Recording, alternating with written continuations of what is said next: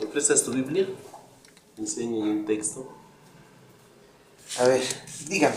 Mateo 24:45. Mateo capítulo 24 Verso 45. dice: ¿Quién pensáis que es el siervo fiel y prudente, constituido por su señor mayordomo sobre su familia, para repartir a cada uno el alimento a su tiempo? ¿Quién será ese mayordomo fiel? O ese, sí. ¿Cómo lo dice la otra? A ver la otra Biblia. A ver cómo lo dice. Mateo 24:45. ¿Quién es, pues, el siervo fiel y prudente a quien constituyó su amo sobre la servidumbre para darles provisiones a su tiempo? ¿Quién es ese siervo fiel y prudente? Porque el Señor dice que lo puso a él para que les den alimento a su tiempo. ¿Quién será ese? A ver, yo lo escucho, yo lo estoy escuchando. Yo te pregunto, porque ustedes estudian mucho la Biblia. Claro. Entonces, ¿quién es ese siervo fiel y prudente? En la nuestra dice así: ¿quién es en realidad el esclavo fiel y prudente? En esa dice el siervo fiel y prudente.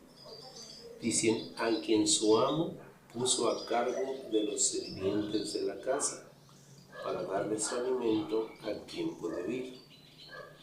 Entonces, ¿quién es ese siervo fiel y prudente?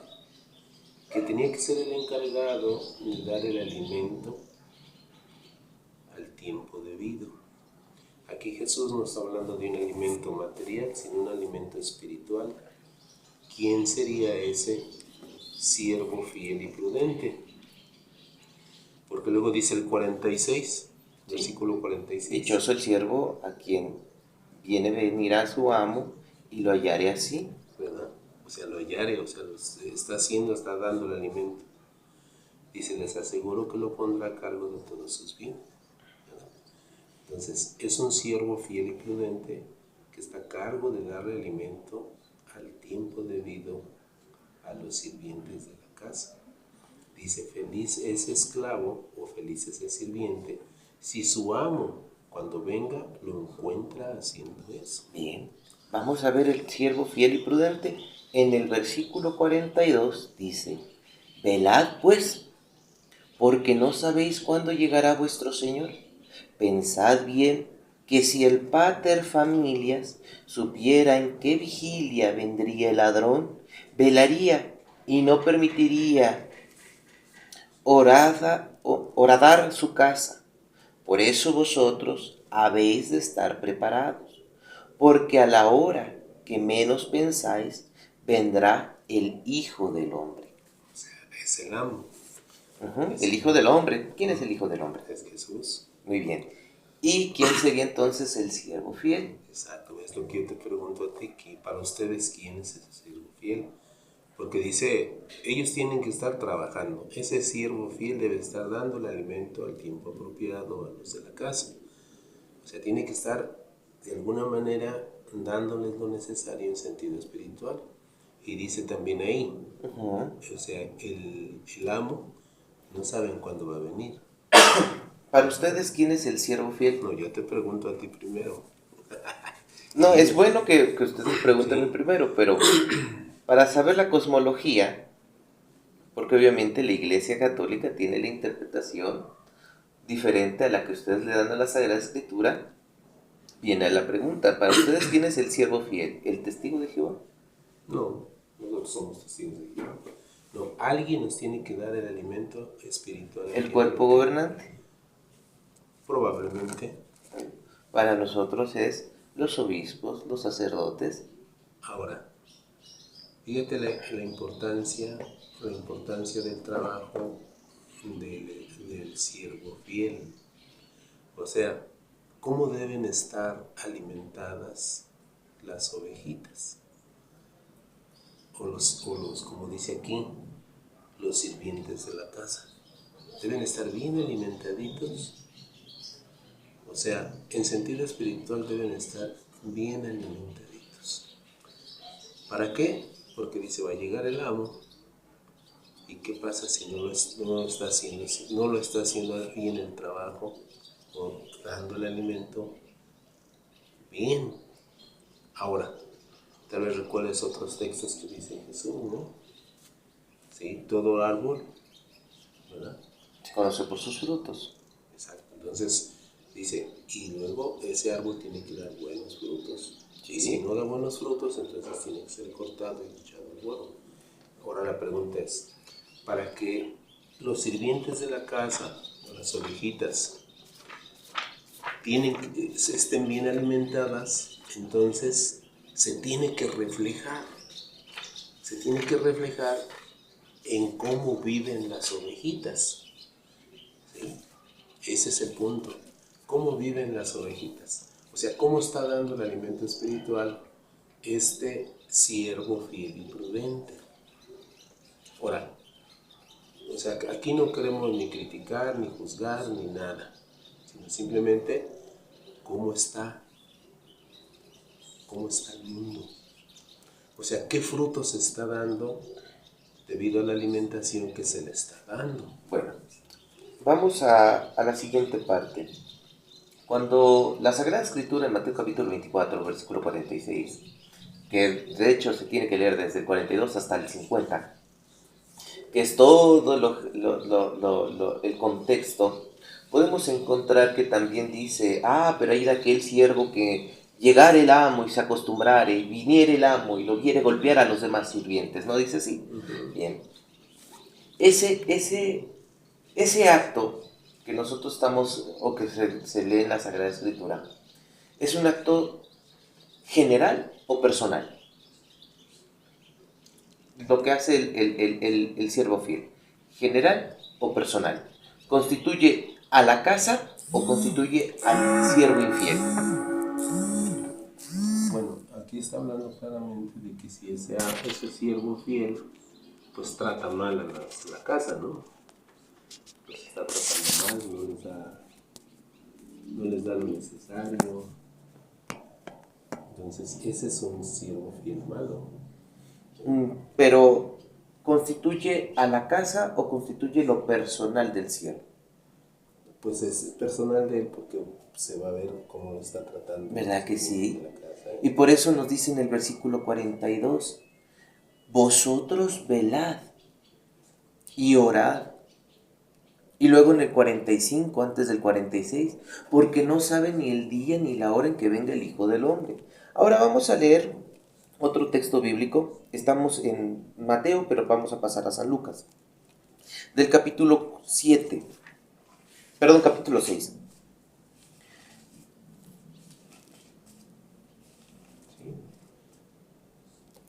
Y vamos a leer la parte precisamente del fruto bueno y del fruto malo, que es el versículo 43 al 45. ¿Qué dice en su Biblia? Ningún árbol bueno da frutos podridos, y ningún árbol podrido da frutos buenos, porque a cada árbol se le conoce por su fruto. Por ejemplo, no se recogen higos de los espinos ni se cortan uvas de las zarzas. Una persona buena saca cosas buenas del tesoro de maldad de su corazón, pero una persona mala saca cosas malas de su tesoro de maldad, porque su boca habla de lo que abunda en su corazón. Porque me llamáis Señor, Señor, y no hacéis lo que os digo. Bueno, entonces en Mateo capítulo 7, versículo 16, nosotros leemos esta misma frase, por sus frutos los conoceréis. Sin embargo, no nos da el contexto a qué se refiere Jesús. Sí, muchas veces, por ejemplo, que hablo con evangélicos, bautistas, me dicen, por la iglesia católica, por sus frutos los conoceréis. No, momento. Vamos a leer el contexto de la palabra que dice nuestro Señor Jesucristo en por sus frutos los conoceréis. Ahora ya es más claro que nos dice Jesús, incluso en el contexto nos habla de que no podemos decirle a un hermano, deja que te saque la mota de tu ojo si yo no reparo la viga que traigo en el mío. Es el mismo contexto de Mateo capítulo 24 versículo 46.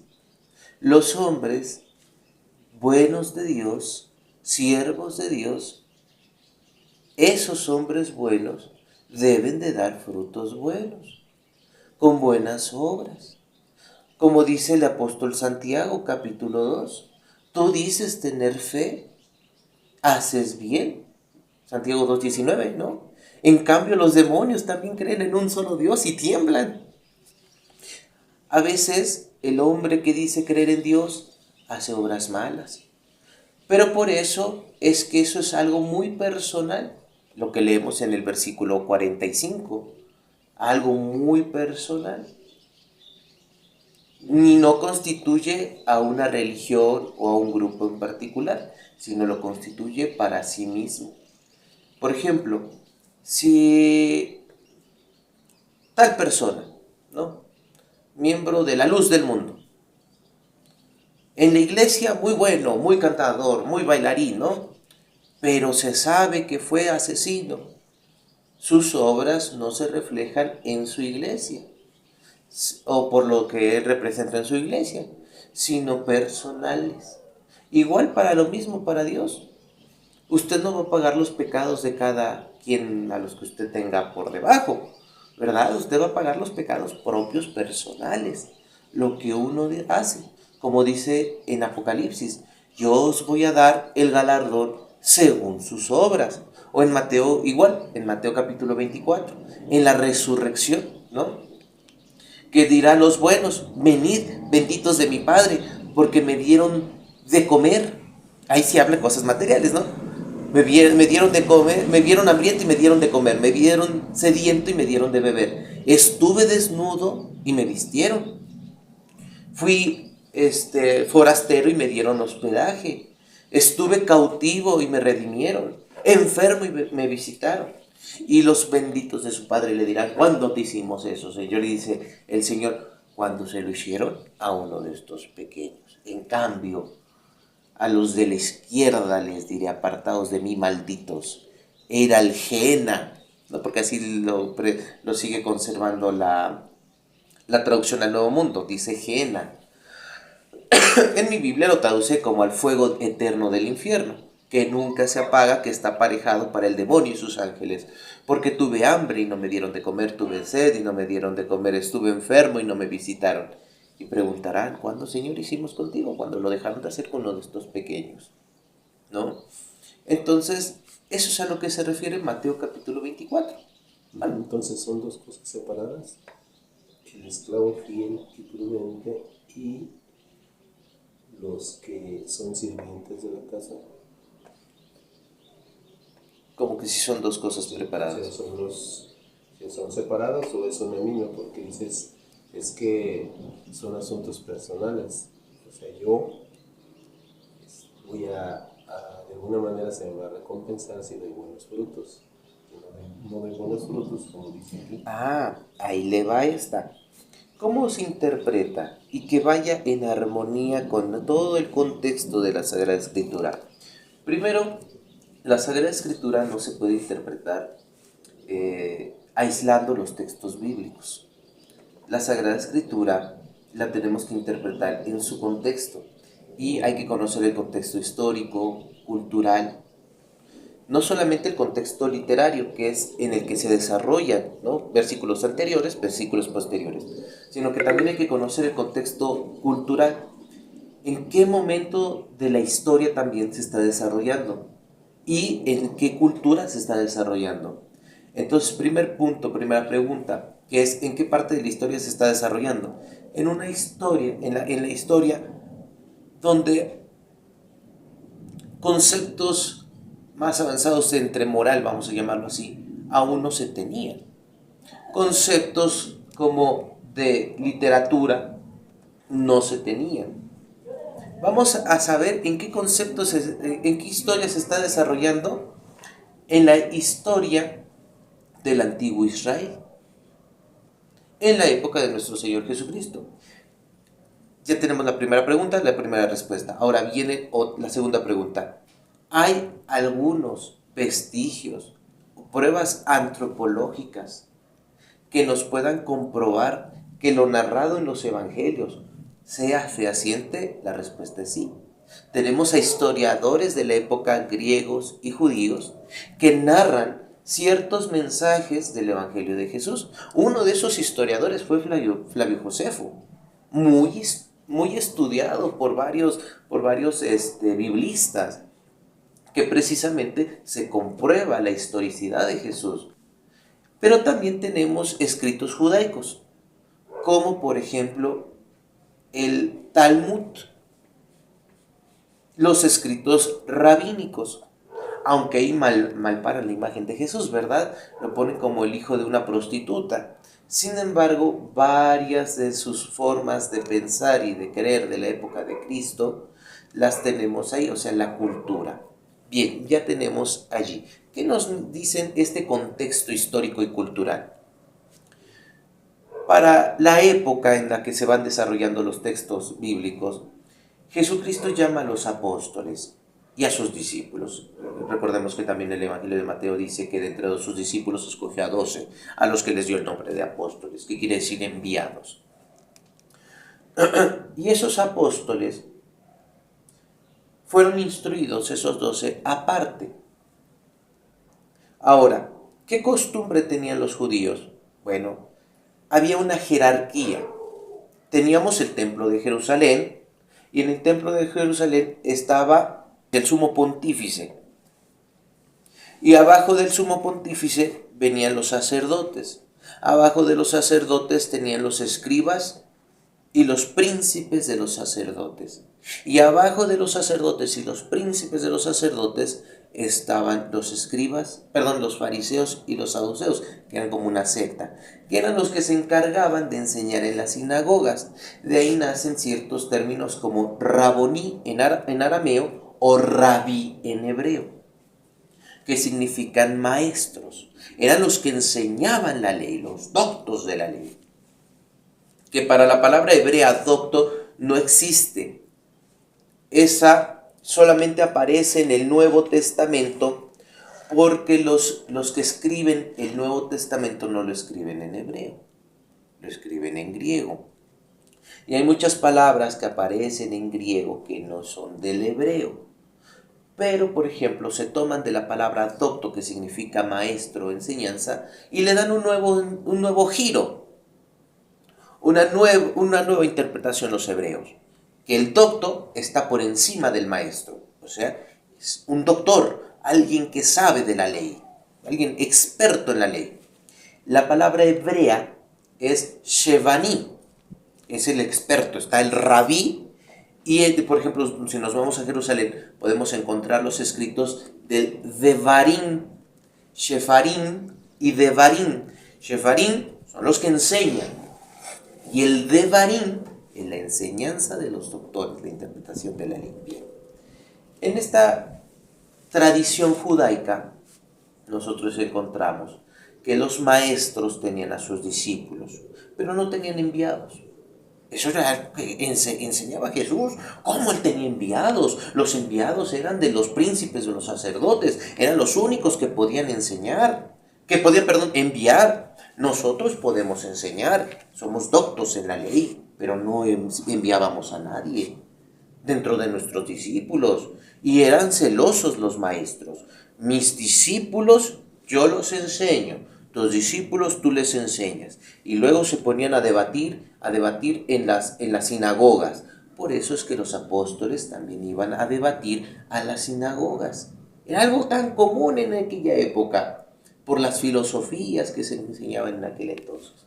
Ahora, cuando Jesús hace referencia al siervo fiel, acordémonos que anteriormente los judíos también tenían esclavos. Los grandes y los poderosos tenían esclavos.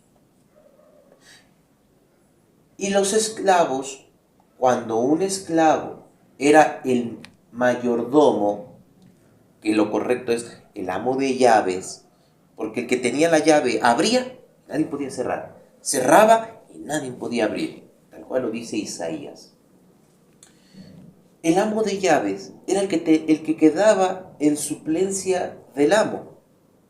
Este es el siervo fiel, al que se le da, y no es lo mismo siervo a esclavo, porque el siervo fiel era libre. Él podía mandar a los demás, comer de la comida del amo, sentarse en la silla del amo y mandar como lo hacía el amo. Lo único que no podía hacer, cambiar las leyes que daba el amo. Porque si lo hacía así, entonces el siervo fiel era un siervo infiel e injusto y lo corrían. Ese era el pensamiento. Y podemos leerlo en el escrito del rabino Sefarín, en el capítulo 3, podemos leer cómo un amo había mandado y ordenado que sus bueyes a las 6 de la mañana tenían que estar afuera. Y entonces el amo de llaves era tan flojo en aquel entonces que había mandado que se levantasen 1 hora después. Llegase el tiempo en que viniese el amo, dice el Talmud, ¿verdad? Y encontró al siervo dormido, porque llegó temprano y no listo ni preparado. Hizo que lo azotaran 50 veces y lo sacó fuera de la ciudad. Y vuelven a repetir la frase que utiliza mucho Jesús, donde se dio el rechinar de dientes y el sollozar. Eso no está en los evangelios, eso está en el Talmud.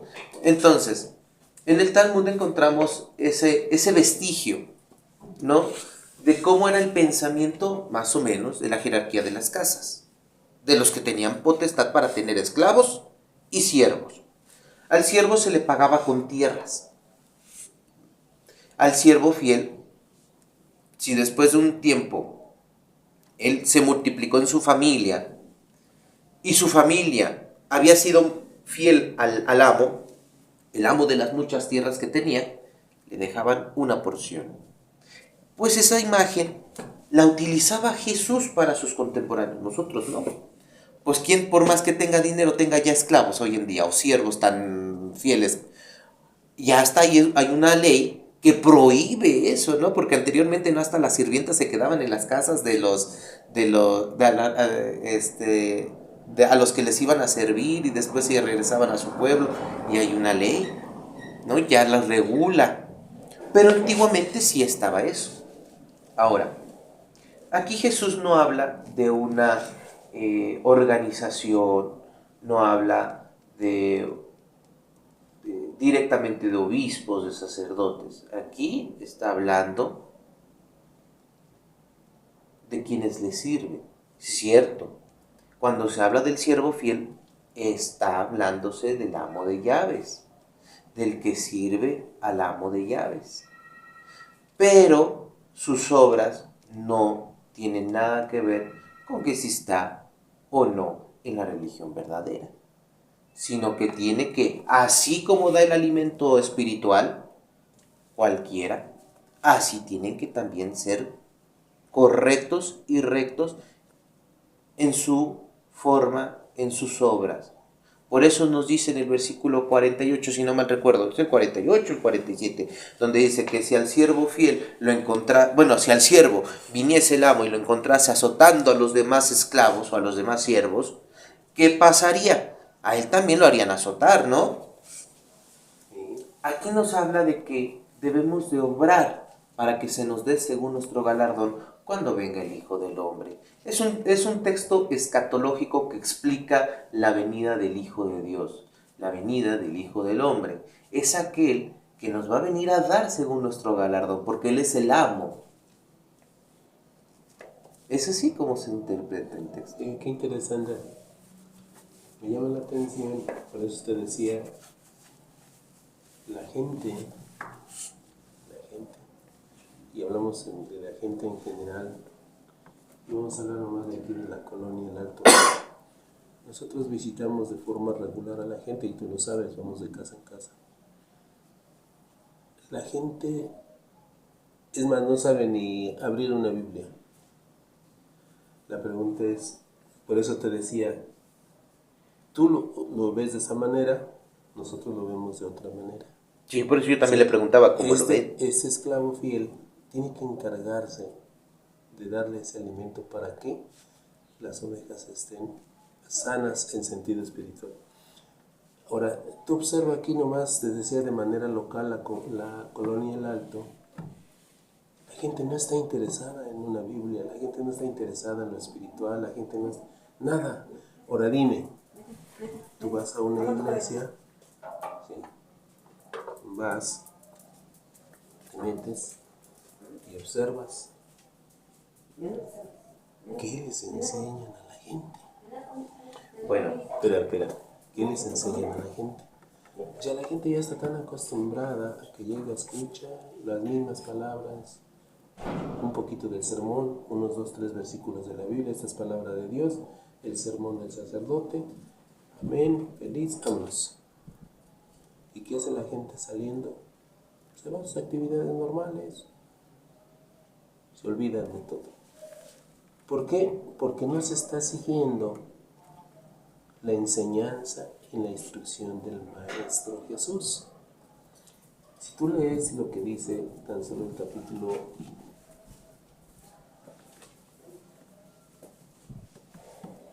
dígame, ¿cuál capítulo?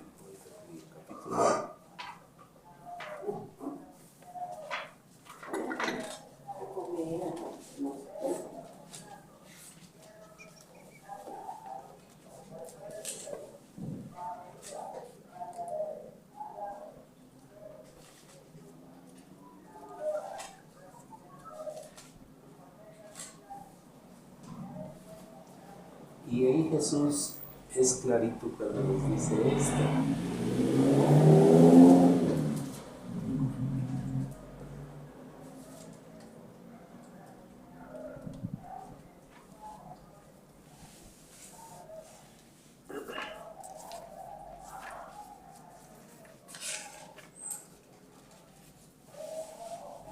Dice el capítulo 28 de Mateo.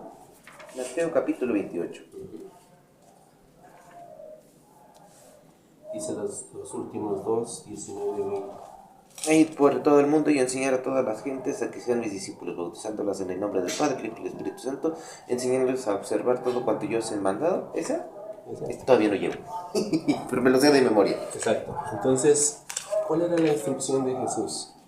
Les dice, vayan. Dice, hagan discípulos Sí. de gente de todas las naciones.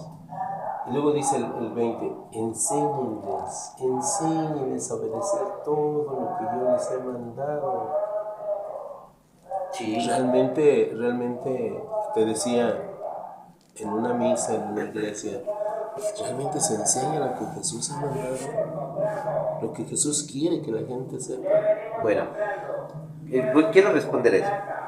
Desde la última vez que nos vimos hace más o menos 10 años atrás, 10, 12 años atrás, yo tuve muchos cambios. Precisamente algo que yo aprendí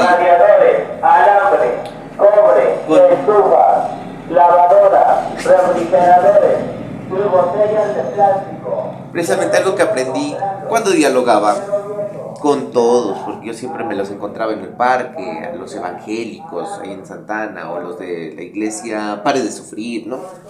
Fíjense que un pastor me dio un consejo muy bueno. Decía Santo Tomás de Aquino, la verdad no es de quien la dice, sino la verdad en sí misma es la verdad. O sea, la verdad no está condicionada a quien la dice. Y eso es algo muy verdad. Y me dijo este pastor fue de la iglesia Cristo la Roca, que está aquí en San Pablo, Apetatitlán. Y me dice, mira, ¿y tú también cuestionas tu religión? O sea, haces cuestionamientos a tus sacerdotes, a tus líderes religiosos. Yo voy a ser sincero, no. Es lo que pasa que la gran mayoría damos por sentado pues que estamos en la religión verdadera, sin cuestionar.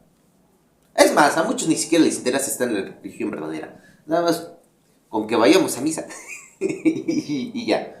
Entonces, a partir de ahí, yo me dediqué a preguntarles a los formadores cuestiones que a mí no me parecían bien. Que dice un señor, uy, usted parece que en vez de ir en avance va en retroceso. Porque empecé a cuestionarles también. Empecé a cuestionarles, por ejemplo, ¿por qué en español si antes se daba en latín? ¿Por qué ya no se utiliza el púlpito?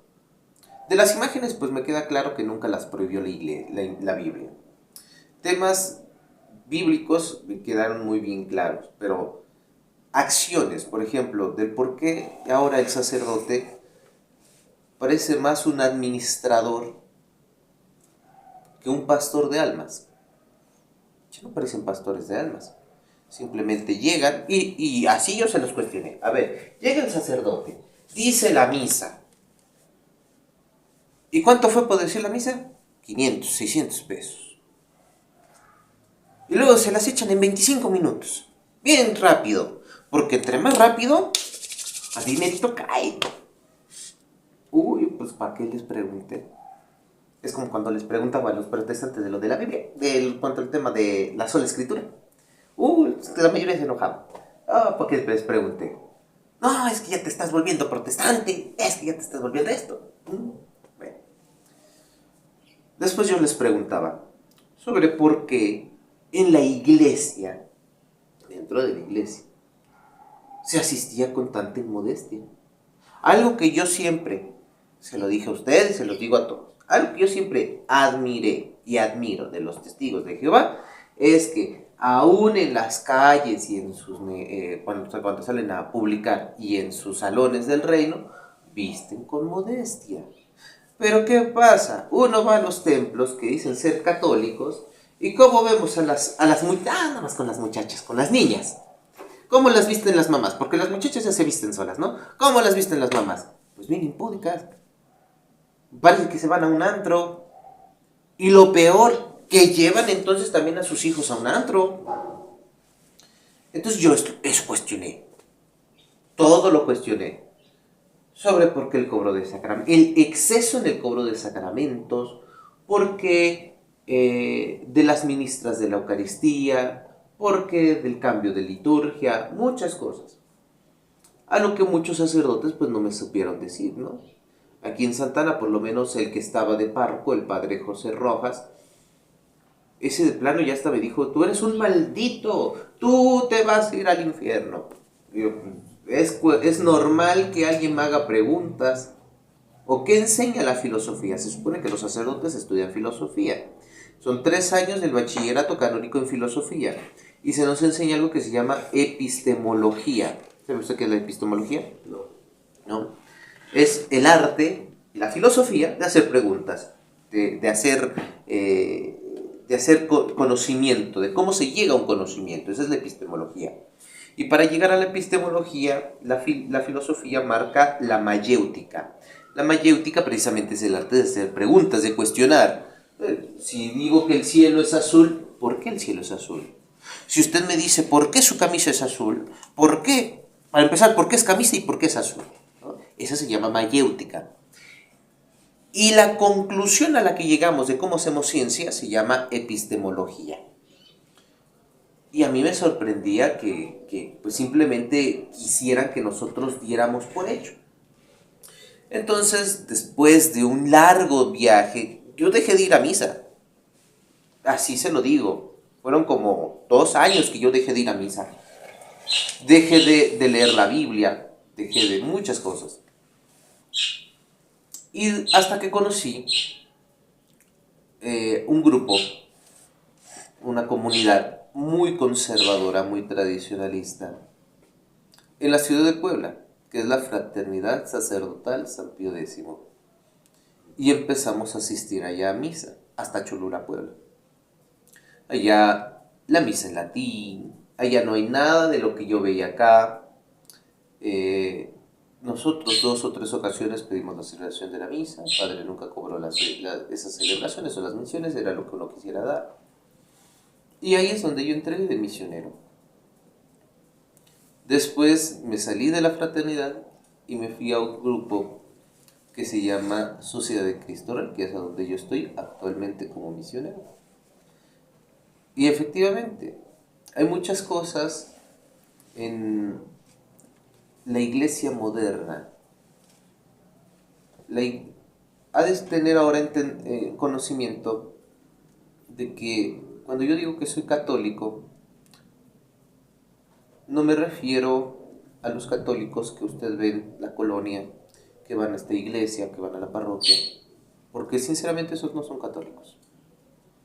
Yo me refiero a católico en el sentido tradicional. Conservo la tradición de la iglesia, tradición que a lo mejor va a ser chocante para muchos, ¿no? Por ejemplo, el velo en la mujer, la falda, ¿no? Que manda el apóstol San Pablo, que la mujer cuando ore o profetice se cubra la cabeza. Y siempre lo había hecho la iglesia. Por ejemplo, el asistir modestamente al templo, eso es a lo que yo me refiero como católico, como un católico. Estos no son católicos, ni siquiera sus padrecitos yo los considero ya sacerdotes. Muchos de ellos nada más agarran de la iglesia, de la religión para hacer negocios. Para hacer negocio. Vea tan solo el que ahorita está en Santana. Ese señor, que se llama Ranulfo, apenas ayer nos pasaron un video donde el señor se lleva todo el dinero de la parroquia, todo, lo de las limosnas, lo de las misas, los sacramentos, etcétera. Se lo lleva a Huamantla a su hacienda, porque hasta tiene hacienda, tiene ganado. Y digo, ¿y ese es pastor de almas? ¿No dijo acaso Jesús que el que quiera seguirlo, venda todo lo suyo, dé al pobre y venga a seguirlo? Es tal cual lo que dice Jesús, y nosotros en nuestra orden, en nuestra comunidad, así lo hemos hecho. Hemos vendido todo lo nuestro, no tenemos nada, no tenemos nada. Y hemos seguido a Jesús, despreciándonos de este mundo. Ahora, si usted me pregunta que si en mi comunidad, con los feligreses nuestros, cumplimos lo que manda Jesús, la respuesta es sí. Porque por lo menos yo, acuérdense que aquí el siervo fiel también es algo personal, como nosotros también lo interpretamos. Por lo menos yo tengo que velar, porque cuando llegue el alimento espiritual a los fieles, no sea un alimento insípido, amargo, y en vez de ayudarles a su salvación, se pueden perder.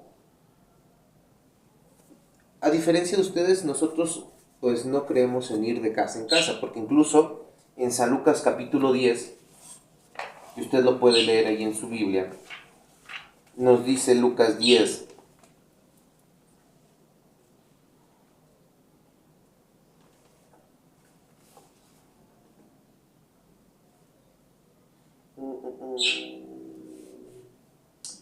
versículo 5. En cualquier casa que entréis, decid primero, la paz sea con vosotros. No, permítanme. Aquí, es versículo 7. Permaneced en esa casa y comed y bebed lo que os sirviere, porque el obrero es digno del salario. No vayáis de casa en casa. Directamente hay un mandato de Jesús que dice directamente no vayáis de casa en casa. Entonces nosotros no vamos de casa en casa, no vamos al toque de casa en casa.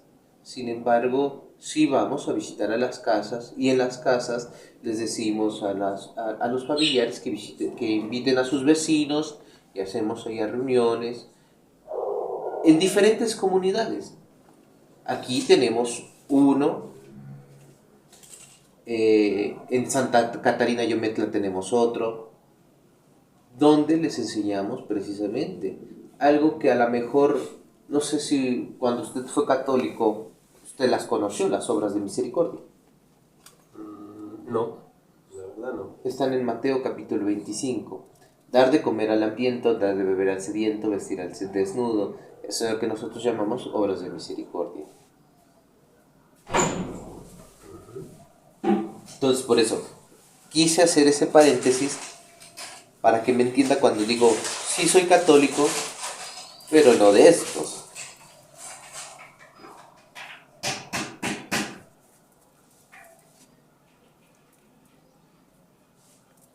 Hasta hasta la espantaste porque hasta se vino acá. Vente, querida.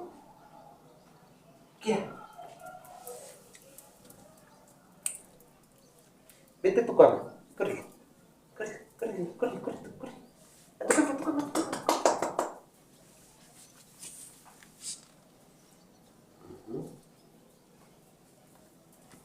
No sé cómo dice la suya en Mateo, en San Lucas 6, 7.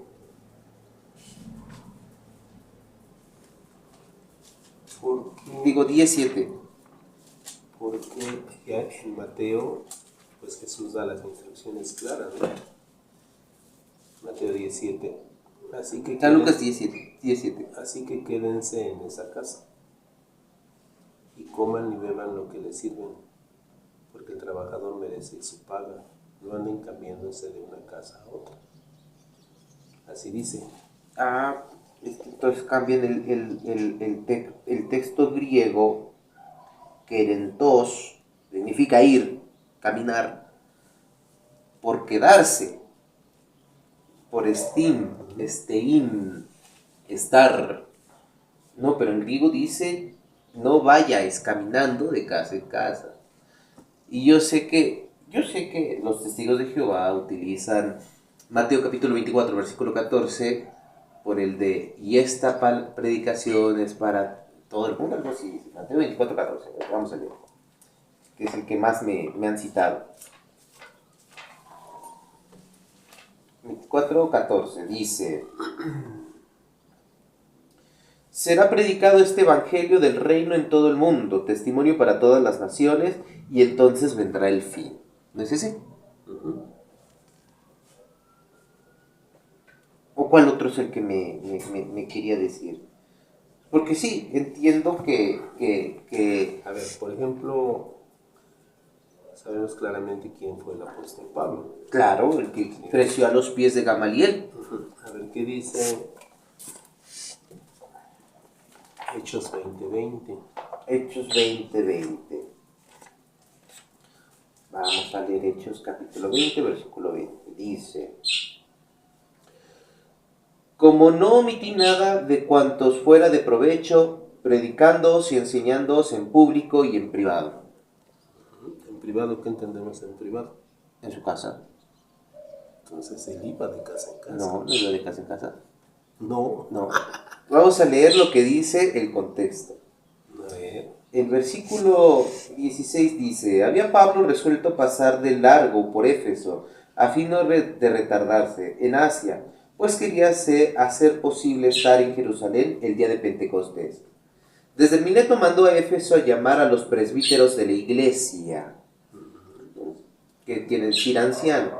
Cuando llegaron a él les dijo: vosotros sabéis bien cómo me conduje con vosotros todo el tiempo desde que llegué a Asia, sirviendo al Señor con toda humildad, con lágrimas y en tentaciones que me venían de las acechanzas de los judíos.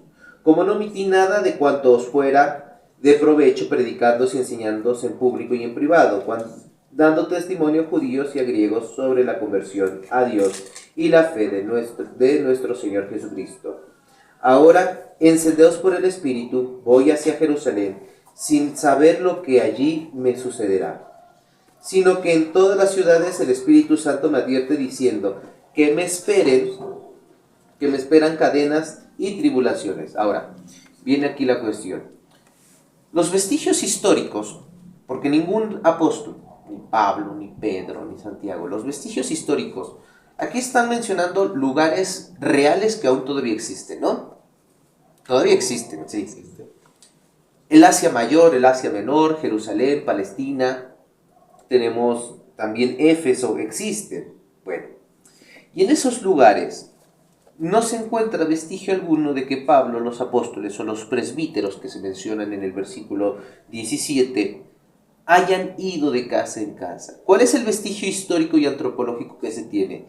Que los apóstoles, porque incluso ya hasta se han hecho basílicas allí, quedaban en una casa y allí se reunían. Por eso dice, hice mandar a traer, porque estaban en un lugar. ¿Qué hacían los apóstoles? Sí. Ellos llegaban a una ciudad y ya tenían fieles. Bueno, y esos fieles destinaban una casa. Y ahí es donde se quedaban los apóstoles. Y los fieles tenían que ir hacia los apóstoles. Hay un escrito, ¿conoce usted el escrito de Pastor Dermas? Es del año 80. ¿Sí conoce el escrito Pastor Dermas? No. Bueno, sería bueno que lo leyese. Data del año 80. Es un texto que no está en la Biblia, no es forma de parte de la Biblia, pero sí de la tradición apostólica. Es una carta de instrucción de los apóstoles. En el capítulo 3 dice la carta Pastor Hermas que los discípulos tenían que estar donde iba el apóstol. Y se utiliza un término que es: donde está el apóstol, allí tiene que ir el cristiano. Sí, en eso estoy de acuerdo. Pero aquí Pablo, cuando ya se reunió, dice, tenían un lugar de reunión, llegaban y tenían una reunión. Y aquí Pablo les empieza a decir, o sea, cómo ha servido él. Por eso les dice, cuando se encontraron con él, les dijo, ustedes saben bien cómo me he comportado entre ustedes desde el primer día en que pisé provincia de Asia. He servido como esclavo al Señor con toda humildad y he derramado lágrimas y he sufrido pruebas debido a las conspiraciones de los judíos. Les está narrando cómo ha trabajado. Claro. Bueno, y luego les dice, aún así, no dudé en decirles cualquier cosa. Si no dudé, yo siempre les he enseñado, he platicado con la predicación. ustedes. Dice, no dudé en decirles cualquier cosa que fuera de provecho para ustedes, ni de enseñarles públicamente ¿O en privado? en privado. En privado siempre se entendió donde él presidía. Ahora, ¿a quién les estaba hablando? ¿Al pueblo o a los presbíteros? Era a los discípulos, por decirlo así, de Jesús. O sea, que se reunían así con él. No. O probablemente estaban en una sinagoga. Pero ahora, ¿qué dice el 5:42 de Hechos? Antes de eso, antes de 5:42, viene la pregunta. ¿A quién les estaba instruyendo? Y el versículo 17 nos los dice. Dice, sin embargo, desde Mileto mandó un mensaje a Éfeso para llamar a los ancianos de la congregación. A los presbíteros. Bien. ¿Quiénes eran los presbíteros según la Biblia? Bueno, aquí dice los ancianos. O sea, son los que llevaban la delantera. Presbíteros quiere decir ancianos, exactamente. Sí. Pero Entonces, ¿quiénes eran los presbíteros según la Biblia? Según la Biblia. Pues eran los que llevaban la delantera, los ancianos. Los ancianos o los presbíteros eran los coadjutores que servían a los apóstoles. Cuando usted, si tiene la oportunidad, y espero que Dios algún día le dé la oportunidad de visitar Jerusalén, o de visitar Tierra Santa, o alguna parte donde estuvieron los apóstoles. Ahorita ya no es santo nada de eso. Se llama, bueno, colonialmente o popularmente se llama así. Sí, claramente Jesús, cuando él ya estaba a punto de morir, dice que llegó ahí y hasta lloró. Digo, ¿cuántas veces quise reunirlos así como la madre de los pollitos? Exacto. Sí, yo sé, Su casa ahora se les deja abandonada, se acabó. Ahora, yo le voy a decir, todos esos lugares donde estuvieron los apóstoles, yo quisiera que tuviese usted la oportunidad. Investigue las iglesias, rastree las iglesias más antiguas. Y por iglesias no me refiero al templo. No, me refiero tampoco a las casas, no. Por iglesias me refiero al conjunto. ¿Qué quiere decir eclesia? Eclesia quiere decir el pueblo. Un conjunto de personas, sí. Un grupo de personas. Con lo que ustedes llaman congregación, ¿no? Es un grupo de personas. ¿No? Entonces, rastree la congregación en su lenguaje, la más antigua. Por ejemplo, tenemos en Éfeso, la más antigua es la iglesia de San Bartolomé, o el grupo de San Bartolomé. El patriarca que está allá viene directamente del apóstol San Pablo, línea sucesoria del apóstol San Pablo, línea ininterrumpida del apóstol San Pablo. Y tienen una tradición paulina que se narra directamente en Hechos de los Apóstoles. ¿Quiénes eran los presbíteros? Yo siempre pregunto, que narra la Escritura. Hay cosas que por eso quedan cabos sueltos. Yo sé que ustedes no son sola escritura, porque pues serían ustedes como prima escritura, porque tienen la Biblia como la primera y última coacción de revelación, pero tienen, por ejemplo, la atalaya, el despertar, el cuerpo gobernante, que son otras formas de revelación y de interpretación de la Sagrada Escritura.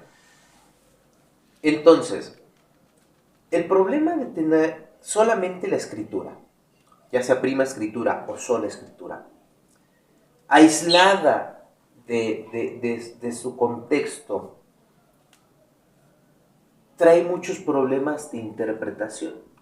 Cuando yo pregunto quiénes son los presbíteros que narra la Biblia, espérame, esos presbíteros que dice el apóstol San Pablo en la primera carta a los Corintios, que son los que adelantan a los fieles, ¿no? Que es de donde ustedes lo toman. ¿Qué cree? Ni Pablo, ni Santiago, ni Pedro narra cómo era el trabajo de los presbíteros. Por más que usted busque en el Nuevo Testamento, no va a encontrar el trabajo concreto de los presbíteros, lo que ellos hacían en concreto. Va a encontrar los mandatos, las cualidades que deben de tener. Aquí está lo que dice Timoteo. Sí. Y dice, esta declaración es digna de confianza. Si un hombre está esforzándose por ser superintendente, Obispo. Obispo. Y dice, el superintendente debe ser irreprochable. Pero no es el presbítero. No es el superintendente, no es lo mismo que el presbítero. Sí. Entonces, no va a encontrar usted en la narración. ¿Por qué? Porque la Biblia no tiene todo lo que los apóstoles o los discípulos hicieron. No es todo. Por eso nosotros no somos sola escritura. Pero ahora, entonces, el Padre de Jesús, Yahvé, Jehová, el que quiere de nosotros, porque no nos puede ocultar nada a Él. Él quiere, por eso dice aquí. Vaya a 2 Tesalonicenses 2:14. Primero le leo este. 1 Timoteo 2. Que todos los hombres quieren que se salven y vengan al conocimiento pleno de la verdad. Exacto. Entonces, Él quiere que tengamos un conocimiento exacto de... No.